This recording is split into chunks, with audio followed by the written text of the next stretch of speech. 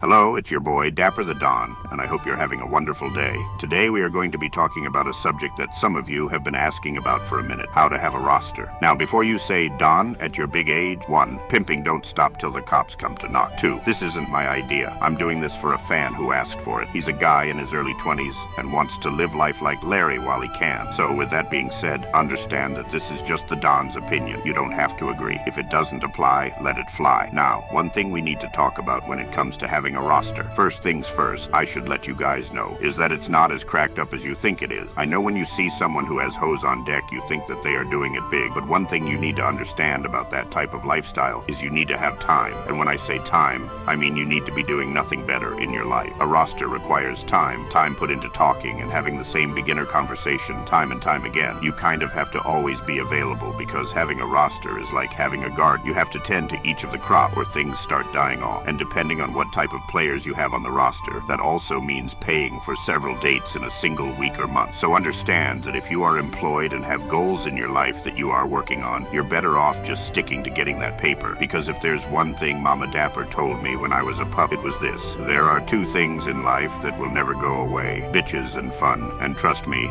she did not lie. The same people I saw partying when I started this channel are still doing it to this day. Now that we got that out of the way, there are 5 steps to this. Let's start with step 1. Decide the type of franchise owner you want to be. When having a team, there are 2 ways you can do this, and only 2 ways. There's A, be an honest person and let them know what it is at the start, or B, be a lying sack of shit and lie to them. Now, to be honest, there are pros and cons to both of them. A's pros are, it saves you headaches in the long run. Once you explain to a woman what it is, if she accepts her role and plays ball, there is no confusion or feelings of betrayal in the future. Every player understands that they are not bigger than the program and plays their position with efficiency. You don't have Shaq trying to shoot threes or Stephen Curry trying to play center. Now, the cons of A are, it's almost impossible to have, and you will fail 9 out of 10 times when trying to recruit players into your team. I mean, think about what I just said. You're telling a woman, hey, I'm not trying to be in anything serious right now, and most right-minded women want something serious. And remember, fellas, women are emotional creatures who lead mostly by emotion. Now, is that a bad thing? No, she's just a girl. And when she eventually asks, are you talking to anyone else? And you say, yeah, there are X, Y, and Z, she will drop you like a bad habit. Most women won't be okay with the knowledge of being an option. And to be honest, ask yourself, if a woman told you straight up, hey, I do like you and like spending time with you, but just to let you know, there's also Jim, Bob, and Frank, you would be like, you, no thank you, community puss, which leads into B, being a lying sack of shit. Now, the pros with that are the success rate is a 9 out of 10 compared to A, and it is the one most used by both genders, if we're being honest. The way it works is giving the illusion that every member on the team is the star player and the only player. Instead of having 3 hoes, you legit have 3 girlfriends. It's easier for a woman to give you her all when she's in a committed relationship, which means you will have all players give their best to you. Now, the cons of B are that because you have 3 girlfriends, remember that thing we talked about, giving time to the crop. Yeah, times that by 10 for this one. Anyone who's been in a real relationship will tell you the person starts being part of your daily life. You get those good morning text, phone conversations after or before work, and dates on the weekend, not to mention holidays like Valentine's and Christmas. Now, imagine doing that more than once. The madness will be unbearable, which would lead to slip-ups, and those will lead to you getting caught slipping, whether that's sending the wrong reply to the wrong person or calling one person another person's name. Also, don't forget that's your girlfriend, so there shouldn't be a reason why, when she asks to use your phone, you start panicking, because you and I both know the moment she goes on messages or photos, it's a wrap, which gives you the title of lying sack of shit. Now it's 2026, can't do your dirt in silence like it once was. Enough of getting exposed and you getting on the cover of that T-app with 5 pages of 1-star reviews on you. And remember this old saying, hell hath no fury like a woman scorned. These women would get your ass lined up if you hurt them hard enough, but yeah, those are the 2 ways you can do this, nothing in between. Step 2 is finding the players. Now, another reason why I think having a roster is hard is because of where you're most likely able to find players. Dating apps. Now, you guys know how I feel about dating apps. I feel like it's the biggest cesspool of crazy, insecure, and wicked, dirty human beings you will find, but unfortunately, that's how I did it, and that's the only way I know how to tell you how to do it. I mean, yeah, you could just go to bars or clubs, but let's be honest, your social anxiety ain't gonna let that happen. Now you have Tinder, Hinge, and Bumble, which are the top 3. Then you have the ones that are lesser known, but to be honest,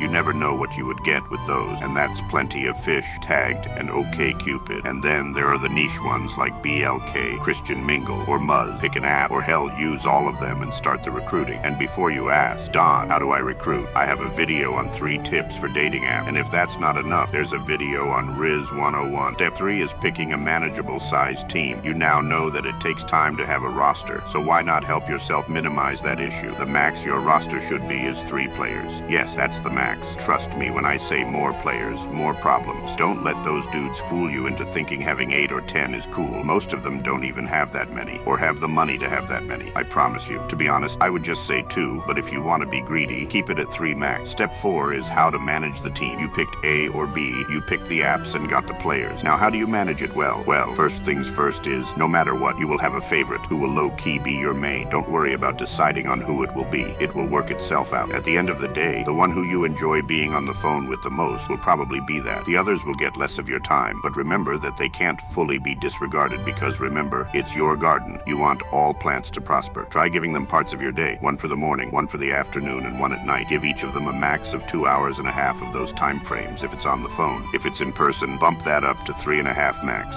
Keep your names in check. Trust me when I say, whether you're an A person or B person, you don't want to get their names mixed. They will feel some type of way. Step 5, which is the final step, is please, please, please keep it wrapped up. Again, no matter if you're an A or B person, you don't know what these people are really doing when they are not with you. Remember, you got them from a dating app, which means they dabbled with some strangers before you. I'm not wishing this on you, but if you catch something, it will be a bitch trying to find out who gave you what or what you gave who. Last thing I will ask you before you decide to do this is this what you really want? If you're a lover, there's nothing wrong with that, but to be in this game, you got to have that dog in you. You got that dog in you, little nigga. Well, that will be all for today. If you have any topics you would like for the Don to help you with, be sure to leave a comment, subscribe, and hit the bell notification, and like and share the video. I'm Dapper the Don, and have a good day.